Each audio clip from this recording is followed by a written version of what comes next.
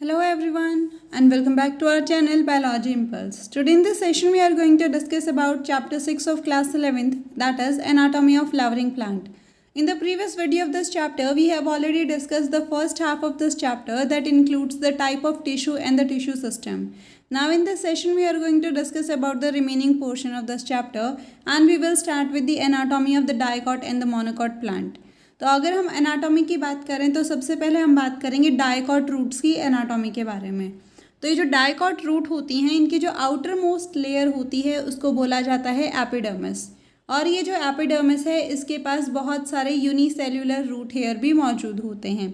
इसके अलावा इसके पास कॉर्टेक्स होता है। कॉर्टेक्स के अंदर बहुत सारी लेयर्स मौजूद होती हैं पेरेनकाइमेटियस सेल्स की, जो कि काफ़ी ज़्यादा थिन वॉल्ड होती हैं। अगर हम इनर मोस्ट लेयर की बात करें कॉर्टेक्स में, तो उस इनर मोस्ट लेयर को बोला जाता है एंडोडर्मिस। और ये जो एंडोडर्मिस है इसके पास में एक waxy material that is suberin की कोटिंग मौजूद होती है in the form of Casparian stripes. और इसके साथ साथ ये वाटर के लिए भी इम्पर्मिएबल होती है, यानी कि ये वाटर को अपने अंदर या बाहर जाने की परमिशन नहीं देती है।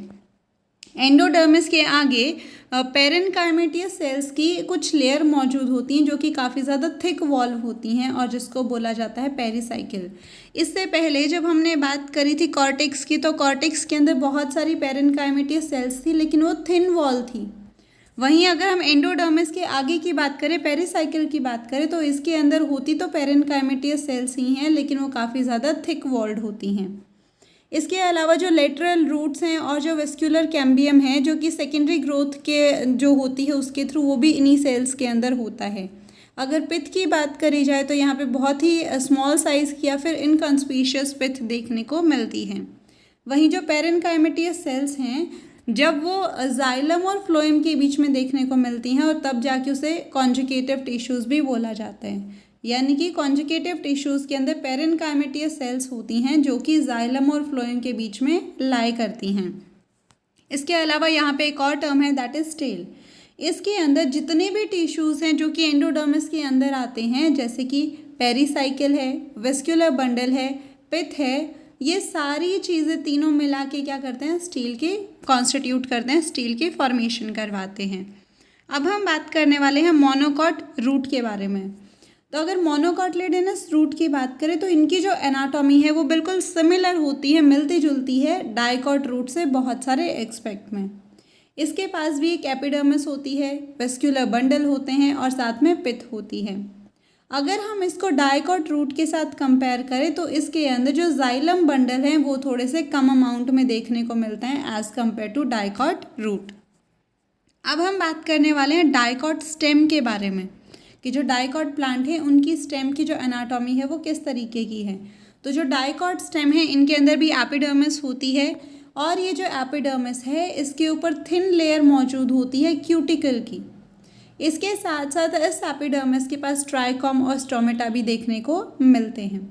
अगर इसके कॉर्टेक्स की बात करी जाए तो इसके कॉर्टेक्स के अंदर 2-3 लेयर देखने को मिलती हैं। जो सबसे आउटर मोस्ट लेयर होती है उसको बोला जाता है हाइपोडर्मिस, फिर आती है पेरेनकाइमा सेल्स और इसकी जो इनर मोस्ट लेयर है कॉर्टेक्स की उसको बोला जाता है एंडोडर्मिस। यानी सबसे बाहर वाली लेयर को हाइपोडर्मिस, मिडल वाली को पेरेनकाइमेटियस सेल्स और जो सबसे इनर वाली है उसको एंडोडर्मिस बोला जाता है। अगर एंडोडर्मिस सेल्स की बात करें तो इनके पास काफ़ी ज़्यादा स्टार्च ग्रेन्स देखने को मिलते हैं और इसीलिए इनको स्टार्च शीथ भी बोला जाता है। अगर पेरिसाइकिल की बात करें तो पेरिसाइकिल इनके अंदर प्रेजेंट होती है एंडोडर्मिस की इनर मोस्ट साइड के अंदर। इसके साथ साथ यहाँ पे कुछ पेरेनकाइमेटियस सेल्स हैं जो कि वस्क्यूलर बंडल्स में पाई जाती हैं और ये रेडियली अरेंज होती हैं और ये मिलके कॉन्स्टिट्यूट करती हैं मेड्यूलरी रेज को। यानी कि यहाँ पे पेरेनकाइमेटियस सेल्स हैं जो कि वेस्क्यूलर बंडल के बीच में मौजूद हैं, रेडियली अरेंज हैं, इस टाइप को बोला जाता है मेड्यूलरी रेज। इसके अलावा यहाँ पे बहुत सारे जो वेस्क्यूलर बंडल्स हैं वो भी रिंग की फॉर्म में अरेंज होते हैं और ये जो हर एक वेस्क्यूलर बंडल है ये कॉन्जॉइंट और ओपन होता है। वहीं अगर हम प्रोटोजाइलम की बात करें तो ये एंडार्च टाइप की प्रोटोजाइलम यहाँ पे देखने को मिलती है। एंडार्च प्रोटोजाइलम का मतलब होता है कि यहाँ पे जो प्रोटोजाइलम है वो सेंटर के टुवर्ड्स होगी और वहीं जो मेटाजाइलम है वो पेरिफेरी के टुवर्ड्स लाई करेगी। तो इस टाइप की अरेंजमेंट को एंडार्च बोला जाता है। अब हम बात करने वाले हैं मोनोकोटिलेडोनस स्टेम के बारे में। तो अगर हम मोनोकोट स्टेम की बात करें तो यहाँ पे इनका जो हाइपोडर्मिस होता है वो बना होता है स्क्लेरेन्काइमा का। वहीं अगर वस्कुलर बंडल के अरेंजमेंट की बात करी जाए तो वो कॉन्जॉइंट होते हैं, क्लोज्ड टाइप के होते हैं और स्कैटर्ड होते हैं अलग अलग एरियाज़ के अंदर। जो हर एक वस्कुलर बंडल है इसके सराउंड होती है स्क्लेरेन्काइमेटियस बंडल शीथ।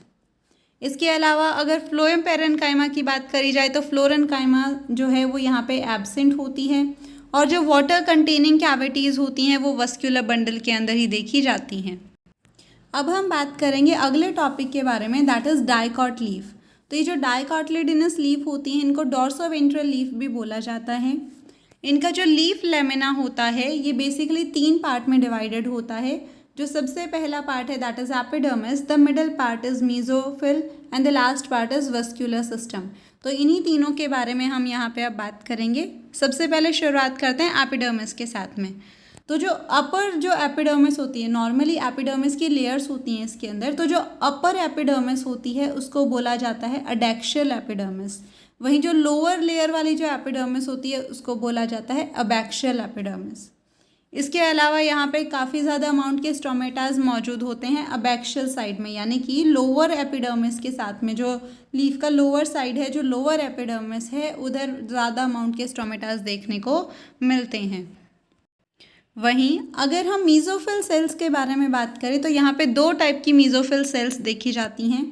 पहली है प्लेसिडा पेरेन्काइमा और इसके अलावा दूसरी है स्पंजी पेरेन्काइमा। यानी कि ये 2 टाइप की जो पेरेन्काइमा सेल्स हैं वो हमारे मीजोफिल्स के अंदर देखने को मिलती हैं। अगर प्लेसिडा पेरेन्काइमा की बात करें तो ये अडेक्शियली मौजूद होती हैं। वहीं अगर स्पंजी पेरेन्काइमा की बात करी जाए तो ये जो प्लेसिडा पेरेन्काइमा है उसके नीचे सिचुएटेड होती हैं, उसकी बिलो सिचुएटेड होती हैं और इसके साथ साथ जो लोअर पेरेन्काइमा है वहाँ तक ये एक्सटेंड हो जाती हैं। इसके अलावा इनके अंदर काफ़ी ज़्यादा लार्ज स्पेसेस देखने को मिलते हैं और एयर कैविटीज़ देखने को मिलती हैं स्पंजी पेरेन्काइमा सेल्स के बीच में। यानी कि जो स्पंजी पेरेन्काइमा सेल्स हैं उनके बीच में एयर स्पेस भी होगा और एयर कैविटीज़ भी देखने को मिलेंगी। वहीं जो तीसरा पार्ट था दैट इज़ वस्कुलर बंडल। अगर उसकी बात करी जाए तो जो वस्कुलर बंडल है इनको सराउंड करती हैं काफ़ी thick walled bundle sheath cells. यानी कि वस्कुलर बंडल के अराउंड जो बंडल शीथ सेल्स हैं वो मौजूद होती हैं। अब हम बात करने वाले हैं मोनोकोटिलेडोनस लीफ के बारे में, जिसको आइसोबाइलेटरल लीफ के नाम से भी जाना जाता है। तो यहाँ पे जो स्टोमेटाज हैं वो दोनों सरफेस पे प्रेजेंट होते हैं आइसोबाइलेटरल लीफ पे। वहीं जब हमने डाइकॉट लीफ की बात करी थी तब हमने देखा था कि वहाँ पे जो लोअर सरफेस था उस साइड ज़्यादा स्टोमेटाज देखने को मिल रहे थे, लेकिन यहाँ पे दोनों तरफ स्टोमेटाज जो हैं वो मौजूद होते हैं। वहीं अगर मीजोफिल की बात करी जाए तो उसके अंदर जो मीजोफिल सेल्स थी वो 2 टाइप की चीज़ों से बनी थी, एक थी प्लेसिडा और दूसरी थी स्पंजी पेरेन्काइमा। लेकिन यहाँ पे जो मीजोफिल है वो डिफरेंशिएटेड नहीं होता है प्लेसिडा और स्पंजी पेरेन्काइमा के अंदर। इसके अलावा जो कुछ अडेक्शियल एपिडर्मल सेल्स हैं, ग्रासेस की अगर बात करी जा रही है, हमें पता है कि जो ग्रासेस है वो मोनोकोटिलेडोनस फैमिली के अंदर आते हैं। तो इनकी जो अडेक्शियल एपिडर्मल सेल्स होती हैं वो मॉडिफाइड हो जाती हैं कुछ लार्ज एम्प्टी सेल्स के अंदर, जिनको बोला जाता है बुलिफॉर्म सेल्स। बुलिफॉर्म सेल्स से बहुत बार 1 नंबर का क्वेश्चन आता है। तो होता क्या है बुलिफॉर्म सेल्स कि जो अडेक्शियल एपिडर्मिस की सेल होती हैं ग्रासेस के अंदर वो अपने आप को मॉडिफाई कर लेती हैं काफ़ी लार्ज और एम्प्टी सेल्स के अंदर, जिनको बुलिफॉर्म सेल्स भी बोला जाता है। और ये जो बुलिफॉर्म सेल्स हैं जब ये वाटर को एब्जॉर्ब करती हैं, यानी जब पानी को एब्जॉर्ब करती हैं तो काफ़ी ज़्यादा टर्जिड हो जाती हैं। वहीं अगर वाटर स्ट्रेस वाली कंडीशन के अंदर ये जो बुलिफॉर्म सेल्स हैं काफ़ी ज़्यादा फ्लेसिड हो जाती हैं और इसके साथ साथ जो लीव्स हैं वो कर्ल हो जाती हैं अंदर की तरफ, ताकि वाटर लॉस को मिनिमाइज़ किया जा सके, ताकि कम से कम अमाउंट का जो वाटर है वो लॉस हो। इसके अलावा पैरेलल वेनेशन देखा जाता है मोनोकोट लीव्स के अंदर, जो कि सिमिलर साइज़ की बंडल्स वस्कुलर बंडल्स यहाँ पे मौजूद होते हैं। अब हम बात करते हैं सेकेंडरी ग्रोथ के बारे में। तो जो ग्रोथ होती है रूट और स्टेम के अंदर वो जो एपिकल एपिडर्मिस होती है उसकी हेल्प से होती है, जिसको हम प्राइमरी ग्रोथ भी बोलते हैं। यानी कि जो ग्रोथ होगी रूट और स्टेम के अंदर उसकी लेंथ की, वो डिपेंड करता है एपिकल मेरिस्टेम के ऊपर, जिसको हमने प्राइमरी ग्रोथ बोला था, जिसके बारे में हमने फर्स्ट जो पहले वाली वीडियो थी इस चैप्टर की उसके अंदर डिस्कशन किया था। लेकिन अब हम बात करने वाले हैं सेकेंडरी ग्रोथ के अंदर। तो जब सेकेंडरी ग्रोथ होती है तो यहाँ पे जो प्लांट बॉडी की जो ग्रोथ है यानी जो उसकी चौड़ाई है वो इंक्रीज होती है, और इसी को बोला जाता है सेकेंडरी ग्रोथ। तो जो टिश्यूज़ इन्वॉल्व होते हैं सेकेंडरी ग्रोथ के अंदर वो दो हैं। पहला है वेस्क्यूलर कैम्बियम और जो दूसरा है वो है कॉर्क कैम्बियम।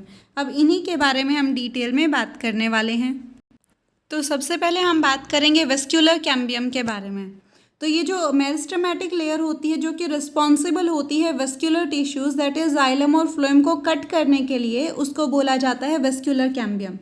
और जब स्टेम जो है यंग कंडीशन में होती है तो उस टाइम पे जो वेस्क्यूलर कैम्बियम है ये पैचेस की फॉर्म में अरेंज होता है as a single layer xylem और फ्लोएम के बीच में, और ये बाद में जो जाइलम और फ्लोएम है उसको लेटर स्टेजेस के अंदर कट ऑफ करने का काम करता है, और बाद में ये कंप्लीट रिंग की फॉर्मेशन भी कर लेता है।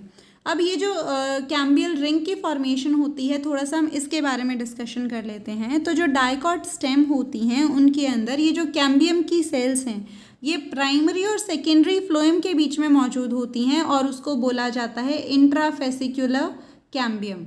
यानी कि जो कैम्बियम की सेल्स प्राइमरी जाइलम और प्राइमरी फ्लोएम के बीच में मौजूद हैं उनको बोला जाता है इंट्राफेसिक्युलर कैम्बियम।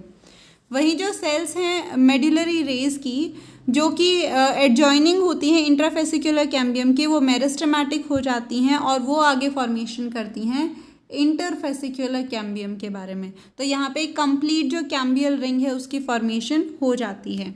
अब हम बात करने वाले हैं कैम्बियल रिंग की एक्टिविटी के बारे में। तो जो कैम्बियल रिंग है ये काफ़ी ज़्यादा एक्टिव हो जाती है और फिर जो नई सेल्स हैं उनको कट ऑफ करने लगती हैं।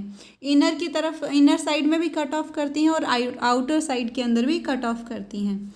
तो जो सेल्स पिथ के टुवर्ड्स कट ऑफ करती हैं वो तो फॉर्मेशन करती हैं सेकेंडरी जाइलम की, वहीं वो सेल्स जो कि पेरिफेरी की तरफ कट आउट होती हैं वो फॉर्मेशन करती हैं सेकेंडरी फ्लोएम की। यानी जो पिथ की टुवर्ड्स कट ऑफ हुई उन्होंने बनाई सेकेंडरी जाइलम, वहीं जो पेरिफेरी की तरफ कट ऑफ हुई उन्होंने बनाई सेकेंडरी फ्लोएम। इसके अलावा जो कैम्बियम है वो अंदर की तरफ थोड़ी सी ज़्यादा एक्टिव होती है, इसीलिए जो सेकेंडरी जाइलम का जो अमाउंट होता है वो ज़्यादा होता है as compared to secondary phloem. इसके अलावा कुछ प्लेसेस के अंदर ये जो कैम्बियम है वो कुछ नैरो बैंड्स बना लेती है पैरेन्काइमा के, जो कि सेकेंडरी जाइलम और सेकेंडरी फ्लोएम के बीच से पास होते हैं रेडियल डायरेक्शन के अंदर, और इसी को हम बोलते हैं सेकेंडरी मेडुलरी रेज। यानी कि सेकेंडरी मेडुलरी रेज के अंदर क्या है कि जो कैम्बियम है वो नैरो बैंड बना रही है पैरेन्काइमा की, जो कि सेकेंडरी जाइलम और सेकेंडरी फ्लोएम के बीच से रेडियल डायरेक्शन के अंदर पास होती है। अब हम बात करते हैं spring and the autumn woods के बारे में कि जो स्प्रिंग वुड्स हैं, ऑटम वुड्स हैं, इनके अंदर किस तरीके की डिफरेंस होती हैं, किस चीज़ की बनी होती हैं, उनके बारे में हम बात करते हैं। तो जो एक्टिविटी है कैम्बियम की वो नॉर्मली कंट्रोल में होती है बहुत सारे फिजियोलॉजिकल और एनवायरमेंटल फैक्टर्स के। यानी सिंपल एंड शॉर्ट में बहुत सारे ऐसे फिजियोलॉजिकल और एनवायरमेंटल फैक्टर हैं जो कि कैम्बियम की एक्टिविटी को अफेक्ट करते हैं।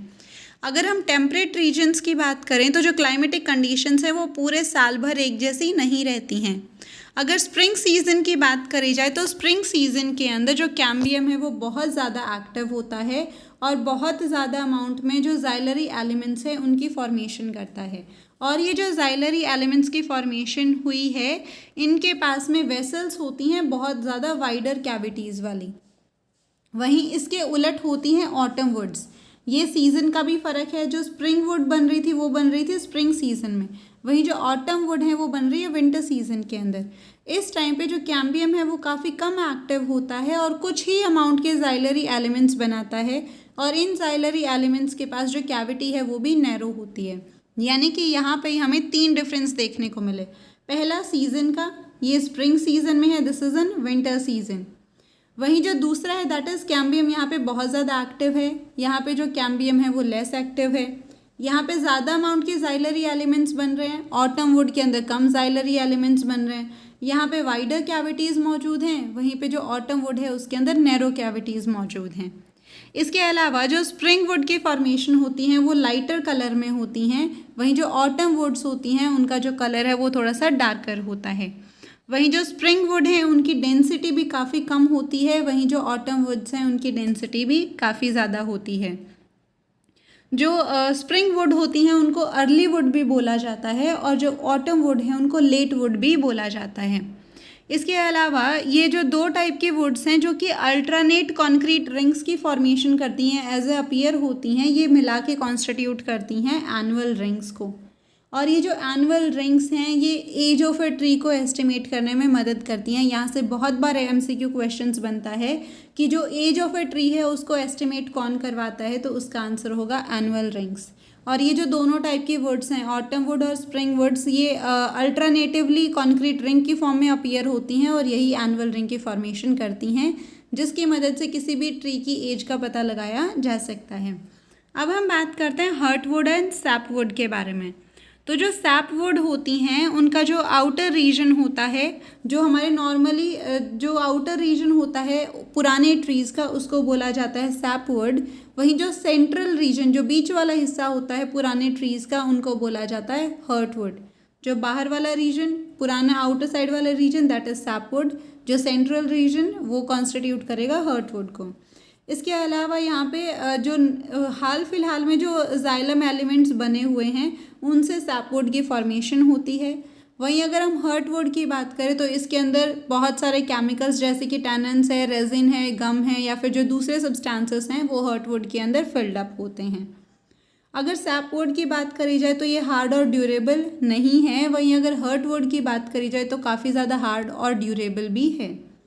अगर हम सैपवुड की बात करें तो इसका जो कलर है वो लाइटर कलर में अपीयर होती है और इसके साथ साथ इसके अंदर कुछ लिविंग सेल्स भी मौजूद होती हैं जो कि एसोसिएटेड होती हैं जाइलम फाइबर्स और वेसल्स के साथ में। वहीं अगर हम हर्टवुड की बात करें तो ये काफ़ी डार्क कलर में, डार्क ब्राउन या फिर ब्लैक कलर की अपीयर होती हैं, क्योंकि इनके अंदर ऐसे बहुत सारे जो सब्सटेंसेस हैं वो मौजूद होते हैं। अब हम बात करते हैं कॉर कैम्बियम के बारे में। तो जैसे जैसे जो स्टेम है वो अपनी ग्रोथ को इंक्रीज़ करवाती जाती है वेस्क्यूलर कैम्बियम की एक्टिविटी की वजह से, तो उसकी वजह से जो आउटर कॉर्टिकल और जो एपिडर्मिस की लेयर है वो टूट जाती है, ब्रेक हो जाती है, और फिर उसको रिप्लेस करने की ज़रूरत पड़ती है नई प्रोटेक्टिव लेयर्स के साथ। तो सूनर और लेटर एक दूसरा मेरिस्टेमेटिक टिश्यू है जिसको कॉर कैम्बियम या फिर फेलोजोन भी बोलते हैं, वो डेवलप होता है कॉर्टेक्स रीजन के अंदर। तो इसको हम इस तरीके से भी बोल सकते हैं कि वो मेरिस्टेमेटिक टिश्यू जो कि कॉर्टेक्स रीजन के अंदर डेवलप होता है उसको कॉर कैम्बियम या फिर फेलोजन भी बोला जाता है। इसके अलावा जो फेलोजन है इसके अंदर काफ़ी जो थिक लेयर्स हैं वो मौजूद होती हैं। ये काफ़ी नैरो, थिन वॉल्ड और नियरली रेक्टेंगुलर साइज़ की शेप होती हैं। ये जो फेलोजन है ये सेल्स को कट ऑफ करती है दोनों डायरेक्शंस के अंदर। अगर ये इनर सेल की तरफ कट ऑफ कर रही है तो वो जो इनर सेल ऑफ हैं वो डिफ्रेंशिएट हो जाती हैं सेकेंडरी कॉर्टेक्स या फिर फेलोडर्म के अंदर। वहीं जो आउटर साइड वाली जो सेल हैं वो डिफ्रेंशिएट हो जाती हैं कॉर्क या फिर फैलम के अंदर। यानी बिल्कुल सिंपल सी चीज़ है, वो मेरिस्टेमेटिक टिश्यू जो कि कॉर्टेक्स रीजन में डेवलप हुआ उसको हमने बोल दिया फेलोजन या फिर कॉर कैम्बियम। ये दोनों साइड से सेल्स को कट ऑफ करता है। जो इनर साइड वाली सेल हैं वो डिफ्रेंशिएट हो जाएंगी सेकेंडरी कॉर्टेक्स के अंदर, वहीं जो आउटर साइड वाली जो सेल्स हैं वो डिफ्रेंशिएट हो जाएंगी फैलम या फिर कॉर्क के अंदर। इसके अलावा एक और टर्म होती है दैट इज़ पेरिडर्म। तो ये जो पेरिडर्म है ये तीनों टाइप की चीज़ों को मिला के कॉन्स्टिट्यूट होती है, यानी कि जो फेलोजन है, फैलम है और जो फेलोडर्म है ये तीनों मिला के पेरिडर्म को कॉन्स्टिट्यूट करती हैं। अब हम बात करने वाले हैं ट्री के बार्क के बारे में। तो नॉर्मली ये जो बार्क है ये एक नॉन टेक्निकल टर्म है जो कि इस्तेमाल करी जाती है सारे टिश्यूज़ के लिए जो कि वेस्क्यूलर कैम्बियम से बाहर की तरफ हैं, यानी इसके अंदर जो सेकेंडरी फ्लोएम है उसको इंक्लूड किया जाएगा। अब ये जो बार्क है बेसिकली दो तरीके की हो सकती है, या तो इसको हम सॉफ्ट बार्क बोल सकते हैं या फिर हार्ड बार्क भी बोल सकते हैं। जो सॉफ्ट बार्क है उसको अर्ली बार्क भी बोला जाता है, वहीं जो हार्ड बार्क है उसको लेट बार्क भी बोला जाता है। जो अर्ली बार्क है वो अर्ली इन द सीज़न उसकी फॉर्मेशन होती है, वहीं जो हार्ड बार्क है उसकी फॉर्मेशन जैसे जैसे सीज़न एंड होने लगता है तो उस एंड की तरफ जाके जो बार्क की फॉर्मेशन होती है उसको लेटर या फिर हार्ड बार्क भी बोलते हैं। अब एक और टर्म के बारे में हम बात करते हैं दैट इज़ लेंटिल्स। तो कुछ रीजन्स के अंदर ये जो फेलोजन है ये कट ऑफ करती है क्लोजली अरेंज पैरेन्काइमेटियस सेल्स को उसकी आउटर साइड में, ना कि कॉर्क सेल को। तो उसकी वजह से आगे लेंटियल्स की फॉर्मेशन होती है। अब ये जो पैरेन्काइमेटियस सेल्स हैं ये बाद में रप्चर हो जाती हैं एपिडर्मिस को और उसके बाद में लेंस शेप की ओपनिंग की फॉर्मेशन करती हैं, जिनको लेंटियल्स भी बोला जाता है। यानी सिंपल एंड शॉर्ट के अंदर ये जो फेलोजन है इसको कट करना था कॉर्क सेल्स को, लेकिन ये बहुत बार क्या कर देती है, पैरेन्काइमेटियस सेल्स को कट ऑफ कर देती है। अब इसकी वजह से ये जो पैरेन्काइमेटियस सेल्स हैं ये रप्चर कर देती हैं एपिडर्मिस को और आगे लेंस शेप की ओपनिंग बना लेती हैं। उन ओपनिंग को बोला जाता है लेंटियल्स। और ये जो लेंटियल्स है इसका फंक्शन होता है एक्सचेंज ऑफ गैसेस। जो गैसेस हैं उनका एक्सचेंज करवाती हैं आउटर एटमॉस्फेयर और जो इंटरनल टिश्यू हैं हमारे स्टेम के, उनके बीच में जो गैसेस का एक्सचेंज है ये वो करवाती हैं। अब हम बात करते हैं लास्ट टॉपिक के बारे में, that is secondary growth in root. The vascular cambium in the dicot root originates from the tissue located just below the phloem bundles. यानी कि जो वस्क्यूलर कैम्बियम है डाइकॉट रूट के अंदर वो नॉर्मली ओरिजिनेट होता है, बनता है ऐसे टिश्यूज से जो कि फ्लोएम बंडल के नीचे मौजूद होते हैं। इसके अलावा जो पेरिसाइकिल टिश्यूज़ हैं उनके जो पोर्शन हैं जो कि प्रोटोजाइलम के ऊपर मौजूद हैं ये कंटिन्यूस वेवी रिंग की फॉर्मेशन करते हैं जो कि धीरे धीरे जाके सर्कुलर शेप की हो जाती हैं। इसके अलावा जो बाकी के जो स्टेप हैं वो सारे सेम होते हैं जो कि डाइकॉट स्टेम के जैसे ही हैं। इसके अलावा ये रूट के अंदर होती है और स्टेम के अंदर होती है जिम्नोस्पर्म्स में। लेकिन ये जो सेकेंडरी ग्रोथ है ये मोनोकॉट के अंदर देखने को नहीं मिलती है। So that's all for today. If you have liked our video then please do not forget to like, share and subscribe our channel. Also you can tell us your views in our comment section as well. Thank you so much.